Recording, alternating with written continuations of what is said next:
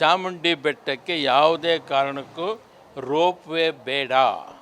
ಯಾಕೆ ಬೇಡ ಅಂತಂದರೆ ಚಾಮುಂಡಿ ಬೆಟ್ಟ ಒಂದು ಏಕಶಿಲಾ ಬೆಟ್ಟವಲ್ಲ, ಅನೇಕ ಬೆಟ್ಟ ಗುಡ್ಡಗಳಿಂದ ಕೂಡಿದೆ. ಪ್ರತಿಯೊಂದು ಬೆಟ್ಟ ಗುಡ್ಡಗಳು ಕುಸಿಯುವ ಮಣ್ಣಿನ ಮೇಲೆ ಕುಳಿತಿವೆ.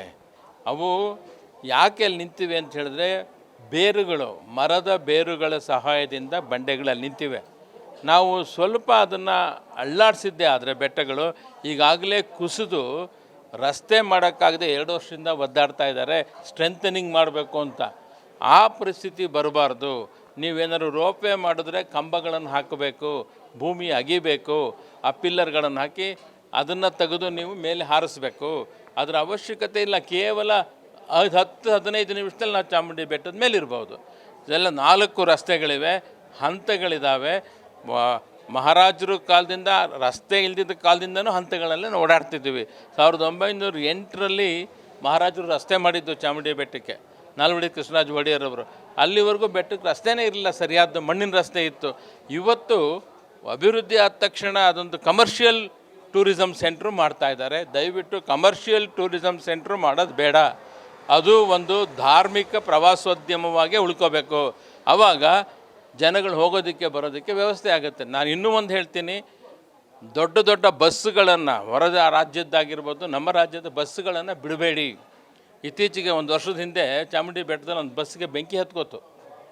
ಅದೇನಾದ್ರು ಎಲ್ಲ ಡ್ರೈವರ್ಗಳು, ಕಂಡಕ್ಟರ್ಗಳು ಸೇರಿಕೊಂಡು ಅದು ನಿಲ್ಲಿಸದೆ ಹೋಗಿದರೆ ದೊಡ್ಡ ಅನಾಹುತ ಆಗೋದು. ಆ ಬಸ್ಸುಗಳನ್ನು ನಿಲ್ಲಿಸಿ ಅಲ್ಲಿಗೆ ಎಲೆಕ್ಟ್ರಿಕ್ ಮಿನಿ ಬಸ್ಗಳನ್ನು ಹಾಕಿ, ಈಗ ಅಜಂತ ಎಲ್ಲೋರಾಗಿದೆ, ಅಲ್ಲಿ ಮಿನಿ ಬಸ್ಗಳನ್ನು ನೀವು ಬೆಳಗ್ಗೆ ಹತ್ಬಿಟ್ಟು ಹೋದರೆ ನೀವು ವಾಪಸ್ ಟಿಕೆಟು ಅಲ್ಲೇ ಕೊಟ್ಬಿಡ್ತಾರೆ. ಯಾವುದಾದ್ರೂ ಬಸ್ಸಲ್ಲಿ ವಾಪಸ್ ಬರ್ಬೋದು. ಹಾಗೆ ಚಾಮುಂಡಿ ಬೆಟ್ಟದಿಂದ ಬಸ್ಸೆಲ್ಲರೂ ಬರಲಿ, ಹಂತದೆಲ್ಲರೂ ಬರಲಿ, ಟಿಕೆಟ್ ಮಾತ್ರ ಟು ಆ್ಯಂಡ್ ಫ್ರೋ ತೊಗೋಬೇಕು. ಈ ಬಸ್ಸುಗಳನ್ನು ನಿಲ್ಲಿಸಿ ಅದನ್ನು ಕಾಪಾಡಿ ಅಂತ ಹೇಳ್ತಿದ್ದೀವಿ ಹೊರತು ಅದರ ಮೇಲೆ ದಬ್ಬಾಳಿಕೆ ಮಾಡಿ ಅಂತ ನಾವು ಕೇಳ್ತಾ ಇಲ್ಲ. ಈಗ ನೀವು ಮಾಡಿದ್ದೇ ಆದರೆ ಚಾಮುಂಡಿ ಬೆಟ್ಟದ ಮೇಲೆ ದಬ್ಬಾಳಿಕೆ ಮಾಡ್ದಂಗೆ ಆಗುತ್ತೆ. ಇದು ಮಹಿಷಾಸುರನಿಗೊಂದು ಮಂಟಪ ಕಟ್ತೀವಿ, ಎಂಟ್ರನ್ಸಲ್ಲಿ ಒಂದು ಮಂಟಪ ಕಟ್ತೀವಿ, ದೇವಸ್ಥಾನ ಇದು ಎಂಥದ್ದು ಹಾಸ್ಪಿಟ್ಲ್ ಕಟ್ತೀವಿ. ಇದೆಲ್ಲ ಅವರ ಪ್ರಸಾದ್ ಸ್ಕೀಮಲ್ಲಿ ಹಾಕ್ಕೊಂಡಿದ್ದಾರೆ. ಅದು ಚಾಮುಂಡಿ ಬೆಟ್ಟಕ್ಕೆ ಬೇಡ. ಅದನ್ನೇ ಮಧುಗಿರಿ ಬೆಟ್ಟಕ್ಕೆ ತಲುಪಿಸಿ ಮಾಡಿ, ಅದನ್ನು ಅಭಿವೃದ್ಧಿ ಮಾಡಿ. ಎಷ್ಟು ಜನ ಬರ್ತಾರೆ ಸ್ಟೂಡೆಂಟ್ಸ್ಗಳು, ಮಕ್ಕಳುಗಳು, ದೊಡ್ಡವರಂತೂ ಹತ್ತಕ್ಕೆ ಸಾಧ್ಯ ಇಲ್ಲ. ಅಂಥ ಬೆಟ್ಟದಲ್ಲಿ ನೀವು ಅಭಿವೃದ್ಧಿ ಮಾಡಿ, ಅದಕ್ಕೆ ನಮ್ಮ ಸಪೋರ್ಟ್ ಇದೆ. ಇಲ್ಲಿಗೆ ದಯವಿಟ್ಟು ಪಾರಂಪರಿಕ ಪ್ರದೇಶವಾಗಿರ್ತಕ್ಕಂಥ ಚಾಮುಂಡಿ ಬೆಟ್ಟಕ್ಕೆ ಯಾವುದೇ ಕಾರಣಕ್ಕೂ ನೀವು ರೋಪ್ ವೇ ಹಾಕಬಾರ್ದು ಅಂತಕ್ಕಂಥದ್ದು ನಿಮ್ಮ ಹೋರಾಟ ಯಾವ ರೀತಿ ಸರ್. ಇದನ್ನು ನೋಡ್ತೀವಿ, ಇನ್ನೇನು ಚುನಾವಣೆ ಆಗೋವರೆಗೂ ಇದನ್ನು ಮಾಡೋದಿಲ್ಲ ಅವರು.